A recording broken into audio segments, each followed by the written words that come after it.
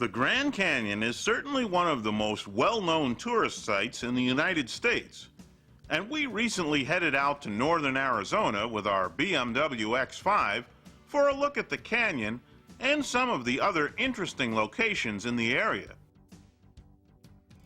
Since the south rim of the canyon can become very crowded in peak seasons, we decided to check out the views from the more remote north rim. A visitor's center, cabins, and campground are all available there, but because of the over 200-mile drive from the more popular south rim, it seldom gets overcrowded. Every canyon viewpoint, no matter where you are, affords unique, spectacular views of the 277-mile-long, 10-mile-wide opening in the earth. From the viewpoints on the north rim, the canyon bottom is over 5,700 feet below. Millions of years of erosion by the Colorado River created the canyon, and the colorful views of the layers of earth and history it uncovers. Mules, horses, or your own feet can take you on a strenuous trip down into the canyon for a closer look, and helicopter and airplane tours can provide you with an aerial view. Farther south from the Grand Canyon, the Red Rocks of Sedona beckon visitors. The Oak Creek and Sedona area is a great place for backcountry drives through some terrific scenery.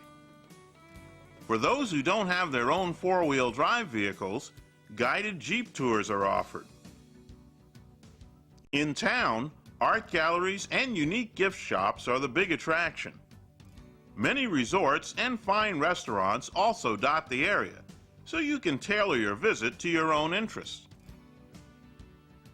We also made a stop at the old mining town of Jerome, Arizona. Copper mining led to a boom here, and in the late 1800s, the town grew to a population of more than 15,000 people, before turning into a near ghost town in the early 1950s. Since that time, it is redeveloped by showcasing its history through restored buildings and relics of its glory days. Only about 400 people live in Jerome now, but there's certainly plenty of the town's colorful past to relive. Not too far from Jerome, you'll find Tuzigoot National Monument, which preserves the ruins of a pueblo dating back to about the year 1000, which was occupied by the Sinagua Indians. It was abandoned in the early 1400s, and now you can see the remains of more than 110 rooms of the ancient structure. Archaeologists have unearthed many artifacts there, which are on display at the Visitor Center. We're happy to say that our BMW handled the trip easily and comfortably, and wasn't fazed by the dusty and sometimes rocky back roads we traveled. Its all-wheel drive kept us on a sure footing when things got rough and slippery, and the X5's solid handling and homey interior helped make the drive even more of a pleasure.